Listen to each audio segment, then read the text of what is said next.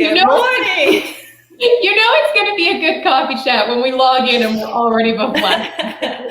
Oh my word. Happy Monday, everybody. I don't know how you guys are feeling about Monday, but Christina and I just had a moment before we press live and we're like, yep, that's Monday morning for you. I look like Casper the Ghost today. I am like the whitest. And this is actually me with sun. Like I got sun yesterday. I don't know. I mean, sun to you is like different than sun to like everybody else. So. I know. Yesterday on my Facebook, I posted the kids playing in the sprinkler in like 62 degrees Fahrenheit. Yeah, I would be in a sweater, probably a jacket at that temperature. But you know what?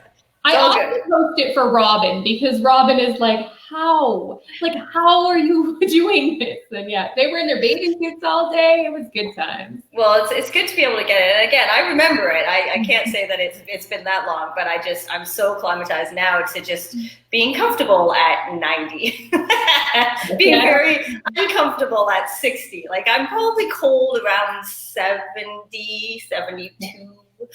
Yeah, and that's like our high this week, and I'm like, ooh, shorts and flip-flops. Anyways, we digress, guys. We are talking about, hi Robin, we are talking about relationships after surgery. And I just want to put a quick disclaimer on this because what we're going to talk about today, it's not just about after surgery. I have quite a few clients that are non-surgery, and we've had many conversations similar to what we're going to talk about today. But because surgery does change things, and we're going to talk about what that changes. It also comes to play with anybody who's doing any type of physical, emotional, mental changes in their own journey. This is going to play a part to that. So if you saw, after surgery and you're non-bariatric, you're like, this isn't for me. Absolutely not. I'm going to tell every single one of my non-surgery clients to come and listen to this because it's going to be a very, very valuable learning because everybody's changing through this journey. And I think that's going to be the big thing. So Christina, start us off, relationships. Let's do this. So yeah, this is something that I find catches a lot of people off guard in a lot of ways. Let me back up a second. I find that there's one of two camps. Either there's the people that are super paranoid about what's going to happen to their relationships. And I'm not just talking romantic relationships, but this is friendships, family relationships, all relationships. But there's some people that are hyper aware, and I see posted in bariatric groups all the time, like, what's going to happen to my relationship? Is it going to be okay? And all of these things. And then there's the people like me that were kind of blindsided by how impactful this surgery journey was on my relationships. And again, not just those romantic relationships, but on friendships. Angela just said here, people stop asking you to go out to eat. We still eat, just not the same. That is a big one for me. So friendships really changed for me after surgery, that I realized that a lot of my friendships revolved around food. You kind of think about that and you're like, wow, that's crazy. But then if you start thinking about your own relationships and your own friendships, and it's like, every time I meet with Betty, we go out for, whatever. Or every time we do this, we always meet at Starbucks and, we get this and then we go for a walk or like whatever it is. But a lot of it will revolve around food. So I had a couple friendships. I had a group of friends that I spent a lot of time with, and we did, they were amazing women, and we went for wine nights, we went to potlucks, and we did all kinds of stuff. And at first, when I first had surgery, I stopped going, and I just stopped for a period of time, and I was like, I can't do that. I can't drink, because I had chose not to drink until I hit my goal. So I was like, I can't drink. And then it was like, just come for the food. And I was like, but I don't eat any of that anymore. So it was me that made the change. It wasn't them. They were actually wonderful and very supportive. So after a couple months, and I was like, this is silly that I'm not going. So I started showing up again, and it wasn't awkward at all. It was just, I didn't drink, and I still had fun. I still laughed. I still enjoyed, but I just had to find new ways to fit in. And then some of those friendships did dwindle over time. And some of them, we found new ways to be friends. So we found new things to do together. They supported my activity goals and things like that. We just found new things to do together because I wasn't just going to the food and drinking things all the time. Anymore. Another girlfriend, that was literally all we ever did together was go out to eat. Like every time we would get together, it'd be like, so where are we going to go eat? Well, then I didn't go eat anymore because a big thing for me was going, sorry, I'm just reading Robin's comment, was going out to eat, that was just what we did all the time. So then I chose not to do that after surgery. Some of you still do, and that's fine, but it was something that I had said I can't do. So then I stopped going. And again, we never found a new way to hang out, that it was like, oh, we didn't find that new normal. So that is something that's a big thing, is finding your new normal. And I like what Robin said. One of the biggest things with friends is the confidence to finally say, F off, I don't need your shit. Which is really true, that a lot of the time pre-surgery, we sell ourselves short in a lot of places. And we allow friends and family and romantic relationships and all kinds of people, we allow them to treat us in ways that are not okay. And it's not healthy for them or for you, but we allow it to happen, and we kind of, allow this cycle to perpetuate itself over and over again. And so that's a big thing that does tend to change after surgery, is you get some confidence about yourself and you're like, you know what, I don't deserve that. And I don't want to be the fat friend, and I don't want to be, the spouse who doesn't leave the house while you're out every night. And I don't want to do these things, so I'm not going to anymore. So I don't know, maybe you can talk about that for a second. Yeah, and I think the big thing with that is, take it back even to like your friends that you went to school with, like little school and then high school and then university if you went there, and then, older friends. We evolve all the time, right? We really do. We change, we make differences, we change things up. And I used to always say, like in high school, you were in high school, you just kind of, you either wanted to be with the cool kids, or you were in the band, or you did whatever. And I remember going to university and being like, oh my gosh, I get to like reinvent who I am and what I want to do. And then I went traveling after university, and I was like, oh my God, I get to reinvent who I am and what I want to do all over again. And so there are people that, yes, with Facebook, I keep in touch with people, but there's not very many people that I make an effort to be friends with, and I mean truly spend my time with. And part of that is that as a person, I've evolved. As a person, I have changed completely. And, going back to the confidence thing that Christina just said, that it comes from doing the work. And this, I think, is the big part of it, right? There's some of you who have sat there and been like, well, I haven't reached my goal yet. I feel like I don't have that confidence yet to tell that person to F off or whatever it is. But it comes from the inside. It has nothing to do with the scale or the number or any of those things, right? You have to have the ability to turn around and say, does that person serve me? Right? And a few weeks ago, we talked about the power of the scale, and why would we give our power away by stepping on the scale every morning? The same goes for relationships, right? I get goosebumps even thinking about it. Like, if I didn't want to spend time with Christina every single day, so for those of you guys who don't know, we pretty much speak every single day, then I wouldn't. And that's the power that I give myself to decide who I want to spend my time with, right? You get to decide what that looks like.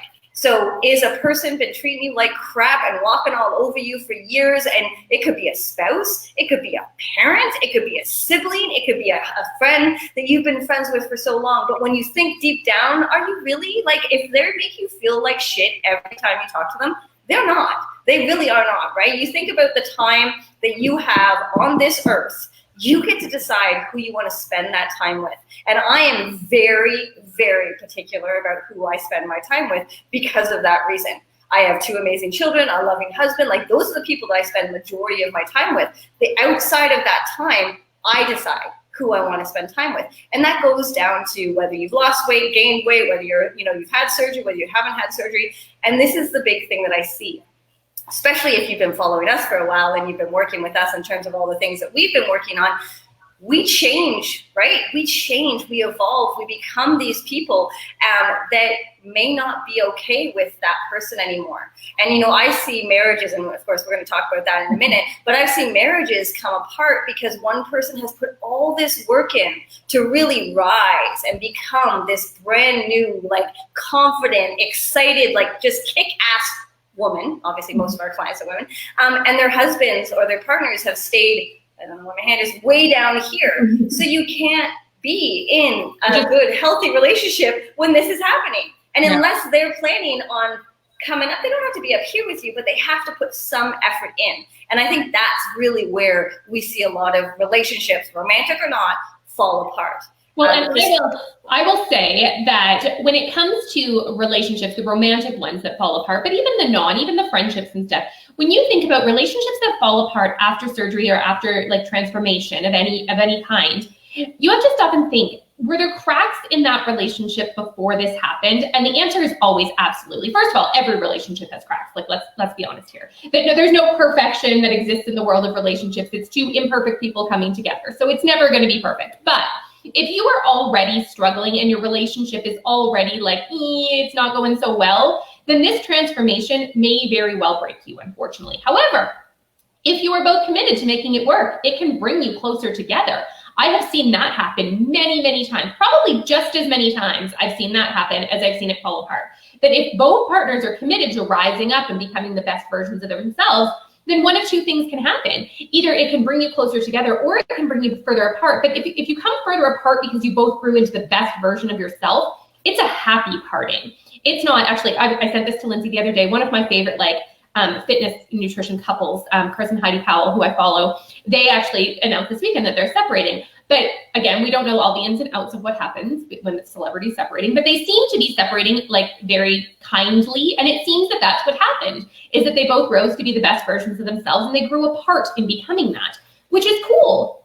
And if that happens, then you part lovingly instead of in this disastrous way. But as Lindsay said before, if one of you rises and the other one, I hate what this thing was. If one of you rises and the other one does not, then it's probably not going to be as amicable of a split. Now, of course, most of you know I actually am a post-op divorce statistic, as it would be. And I will say that our relationship had major cracks in it before surgery ever happened. That I'm, somewhat public with everything that happened, but our relationship, we were in marriage counseling 5 times before I ever had surgery. And that was I think we'd only been married for 4 years. So it was not that we were this happy, loving couple and everything was perfect and all of a sudden I had surgery and it ripped us apart. That certainly wasn't the case, that it was already lots and lots of cracks in the foundation. And then as I rose up and grew and tried to become a better version of myself, and then he wasn't prepared to do that at the time. And I posted last week, actually, and I said that one of the things he tells me all the time is, you just changed. And I'm like, yes, I did. And isn't that beautiful that I did? That I have no guilt about changing. I have no guilt about trying to become a better person. And that, yeah, like it's not something, again, it's something that he says as like a negative that I changed. And I'm like, but to me, that's such a positive that I needed to change. I wasn't happy with the person that I was.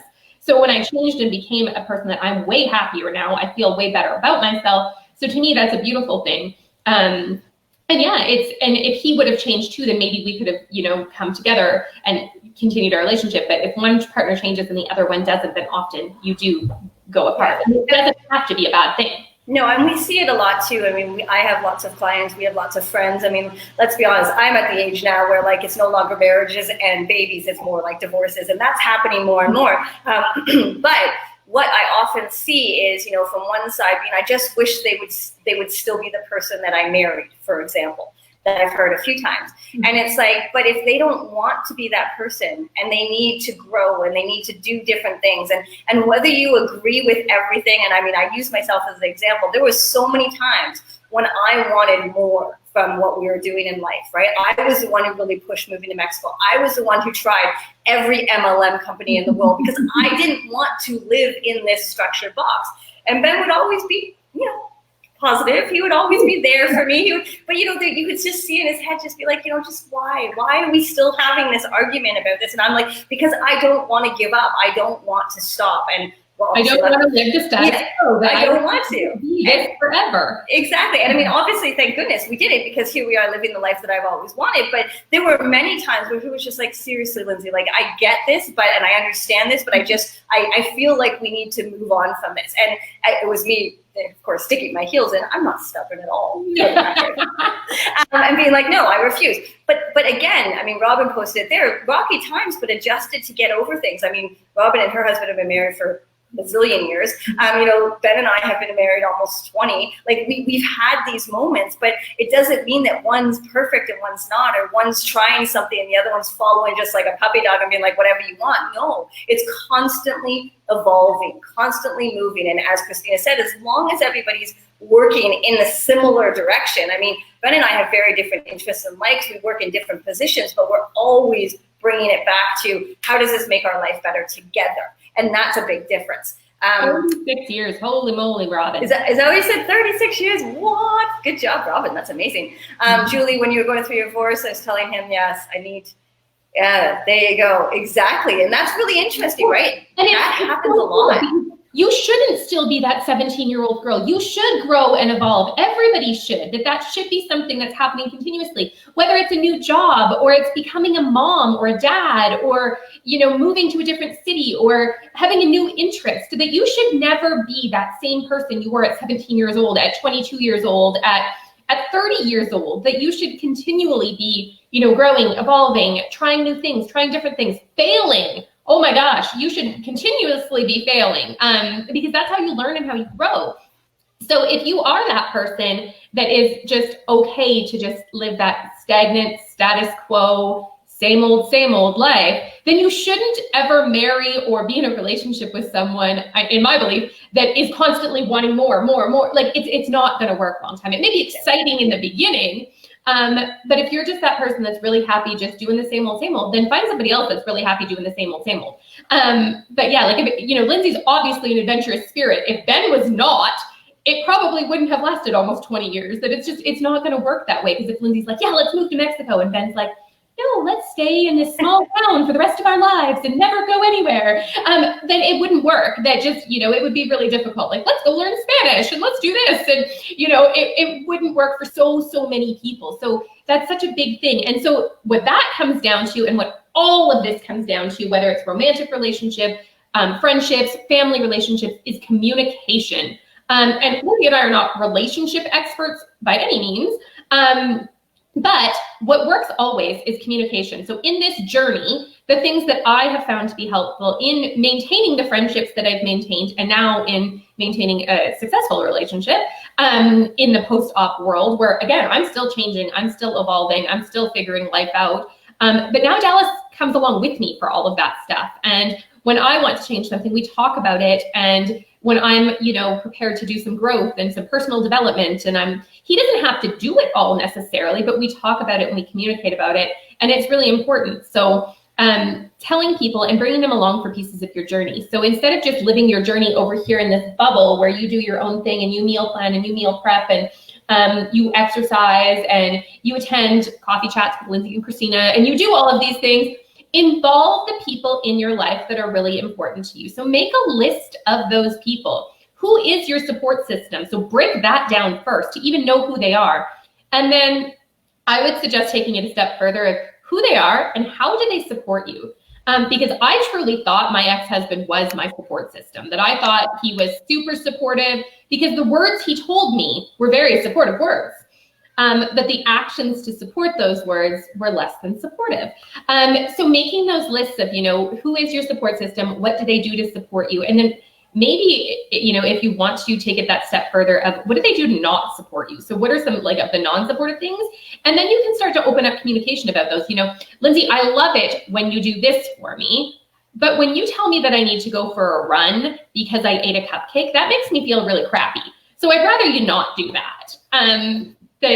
And that's so huge. And I find it really interesting too that you bring that up because I often find, especially as people are evolving and changing and transforming, they actually don't know themselves. And it's interesting. I was just talking to a client on the weekend and she's like, I want to start dating again. I'm like, this is amazing. Let's talk about this. And then she's like, but I don't know what my type is. And I'm like, okay, well, that's step one. Let's talk about what you would like to see in a relationship. Because if you don't know what you like to see in a relationship, it's like walking into the grocery store, like Bird, whatever that Bird one is, where you have, and you're you have no idea what you're grabbing at. You have no idea what your plan is. So you have to really think that through. So again, going back to what Christina said about the relationship, what is your support team? Who are they? What do they look like? What do you need from them? If you don't know, you can't expect them to know. And that's where communication often falls. Let me just take that back one step though. It's good to know what you want in a relationship, but you also have to have some pieces open still. Because if you are that person, and I have friends that are like this, if you are that person that you have your perfect man or perfect woman or perfect whatever, picked out, a lot of times nobody is going to fill all of those pieces. So you're going to need to have, your most important pieces. That when I met Dallas, my most important thing that I wanted was somebody who was kind. That was number one on my list, was kindness, that I wanted somebody who was kind. And I wanted them to be kind to me, of course, but I also just wanted them to be kind to other people. So I remember the first few times that like we went out on dates and stuff, and you know, something would happen, and you know, maybe the restaurant would bring us the wrong food or something, and I would like be just waiting for him to like explode and freak out on somebody, and instead he'd be like, oh, it's no big deal, don't worry about it. Like, and I was like, oh my gosh, like he's so kind. And like, that was such a big thing. So I didn't care about a lot of the other things, like what he did for a living or what kind of car he drove or like anything like that, because all of that stuff's fluid, it all changes. But I really cared about the person that he was. And so there was some key qualities. And if you've never heard that whole thing, and again, I don't know how much truth is in it, that I'm not as woo-woo as Lindsay, but that you become, you know, the person of the 5 people that are closest to you, that kind of thing. So if you think about those 5 people that are closest to you and some of the characteristics that they portray, is that the person that you want to be? And that's something that I've really tried to take in my journey and be like, okay, who are the 5 people that I spend the most time with? And what are some of their pros and cons? And some of the qualities that I love about them and some of the qualities that I'm like, ooh, you know, those kind of things. And what does that represent in me? So when I was looking for a partner again, it was something that I was like, okay, kindness is something that's really, really important to me, like that I try to live it in all areas of my life. And so kindness was something that I really wanted to find a partner that had a lot of that in them, that was something that was just incredibly important to me. So if I had gone on a date with him and he would have been like, hey, look at that lady over there, or hey, look, like, no, like that would not have worked for me. Like, you know, it just was something that was very, so think about those pieces of the things that you want to be the best version of yourself, or things that you feel like you do have as the best version of yourself. And that's things that you want those 5 people closest to you. Again, whether they're friends, family, relationships, whatever it is, but think about those qualities that you're looking to exhibit in yourself, and then what you want to put forward in the world. Most definitely. And this is the thing too, is keep in mind, I mean, family doesn't automatically get a place in your world. It really doesn't. And I've heard people say this to me so many times. Oh, but it's my sister, or it's my mother, or it's, you know, whatever. And I'm like, it doesn't matter. If you look at those 5 people and one of them is your family member and they don't fit the bill, I'm not saying it's like cut, take, see you later, I'm never going to talk to you again. But as you look around and see the time you want to spend, it doesn't have to be a family member because they're family. And it's funny because I've had deep discussions. I don't even want to say arguments, because I don't really argue with people's opinions. And that's something that obviously we're very, very passionate about. But they were like, no, it's my family, I have to keep them close. And I'm like, you know what? I don't believe that. Right, I disagree. I will disagree to agree. I'll agree to disagree with you on that one, because it doesn't matter to me. As long as, if you imagine you're surrounded by this, as long as the people that are in that bubble of yours are making you feel good, are making the best version of you possible, then that's all that matters. Anybody else, and again, it's not like the hard cut, like you never in my life again. Yeah. Some people take that route, and that's okay. But it also has to be what makes you the best version of yourself. And if that person doesn't believe in you, doesn't think, or, you know, we've talked before about, you know, the people that like give you those like sly remarks, and it's just like almost passive aggressive remark, and you're just like, ouch, why would you do that all the time? That happens to often when it's family members, because we allow them to do that, right? And that just comes back to the same old thing, like deciding what makes the most sense for you. And that is the biggest thing. What relationships? Those family relationships are probably going to be among the hardest ones after surgery, because you filled a role in that family as this overweight person for a long time. So maybe your entire family's overweight, and so now they're, you know, a little bitter against you for making this change. That's something that I often see. I also often see that you're the only one that's overweight in your family, and so you fill that role in the family. But there's a role that you fill in all of your relationships. Again, whether it's romantic relationships, family relationships, friend relationships, you fill a role to those people, and they fill a role to you. So you need to figure out what those roles are, and they're going to change with this journey. There's no way that it won't. I was, and I mean, I hate the term fat friend, but I was the fat friend in a lot of my relationships for a long time, a lot of my friendships.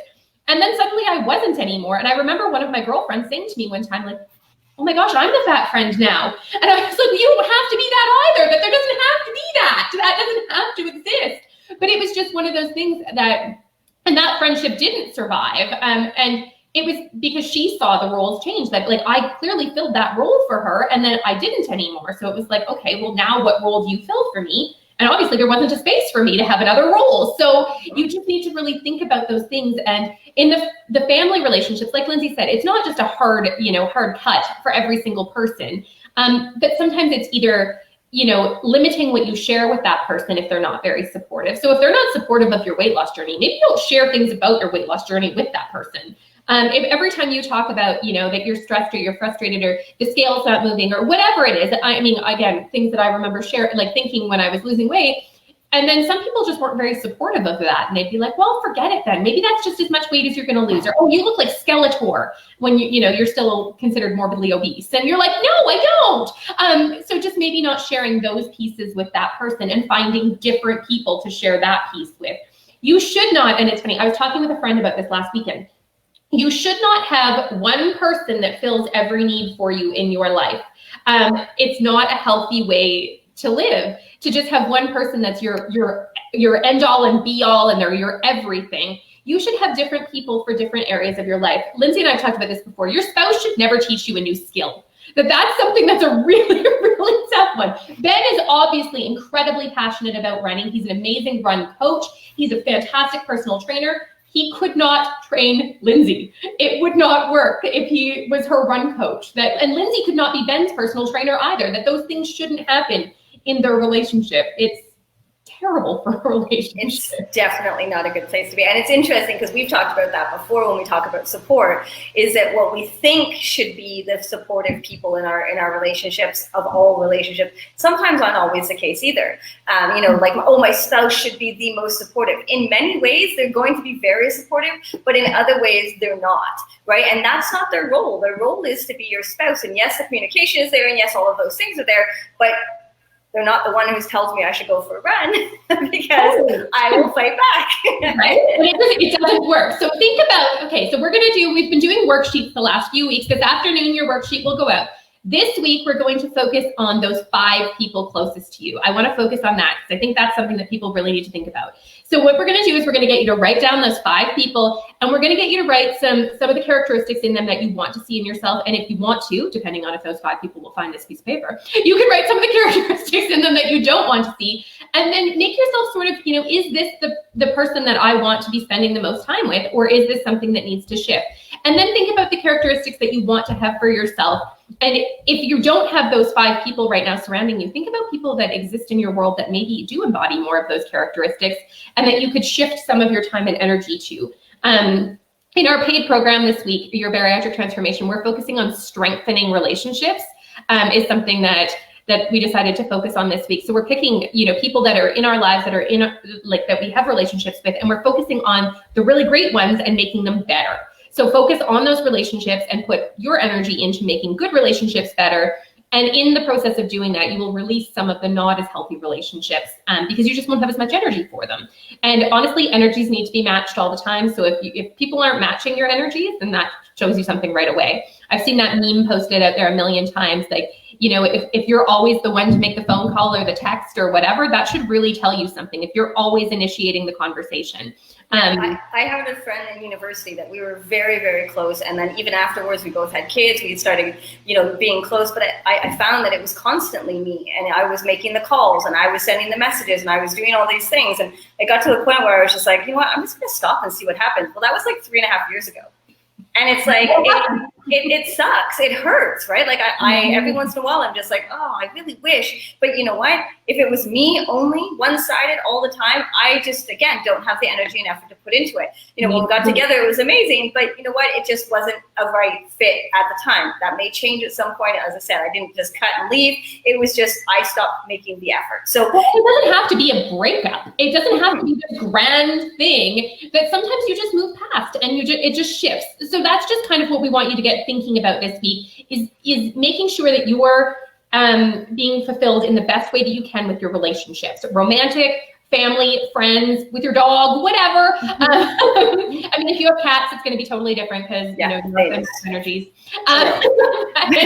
But our support, this is a super important one, and I hear this all the time. Is that I just feel like I'm so alone. I don't have the support. It looks like everybody's doing so well, and I'm all alone. So we know that not to be true. And it's hard to tell somebody, but you're not alone. We hear this.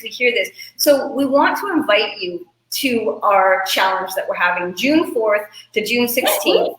I know, it's crazy how June is almost here.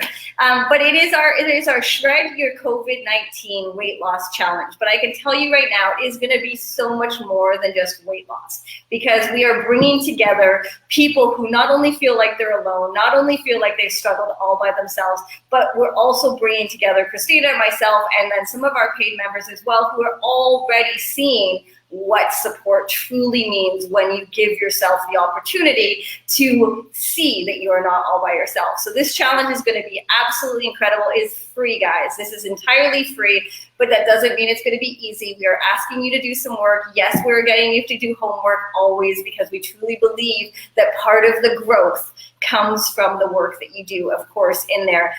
Yeah, and I'm so excited. Christina, anything to add about that? Yeah, it's going to be amazing, guys. So even if you haven't had any COVID-related weight gain, still come, show up, and just take the time for yourself. It's 5 different like live Facebook Live type things in our specific group for it. Everything's private, so nobody will know that you're there if you don't want them to. And it's going to not only help you to get off that COVID gain if you've had a little bit, but to prevent future gain from things and give you some coping strategies and some things to help you work through this journey. And again, like Lindsay said, to show you that you're really not alone and that there's a ton of people. I believe we already have about 50 people registered for the challenge. So it's going to be a great group, and you can invite anybody else if you want to. We will post the link for you. You can actually find it on our page here as well. But yeah, if you guys have any questions, feel free to reach out to us. But we're super excited to get this started, and cannot wait. So thank you. Oh, and last thing before we log off here, email comes out on Thursday about this exact topic, relationships. Blog post comes out Saturday about relationships. And this afternoon, if you want the document on the 5 people closest to you in your life, then you can message on the page here. Is that how they get the? Yeah, I'll post the link as well. So it's just as simple as you clicking the button, and then it automatically gets sent to your Facebook Messenger, because let's be honest, we all know we spend a lot more time on Facebook than we do on our emails. So we got you covered. Guys, if you want more information on relationships, there's lots more coming. And if you are struggling, again, don't struggle alone in this. That if you are going through, I've been very public with my divorce stuff. If you're struggling with relationship things, feel free to reach out, have a chat, whatever, that we're here to support you. And we have tons of other people going through the same things. So never feel alone in this. Definitely, guys. Have a fantastic Monday. I know it's a holiday in the US. Hopefully you guys are having a fantastic holiday. Otherwise, enjoy the rest of your day, whatever you're up to, and we'll talk to you guys real soon. Bye. Bye.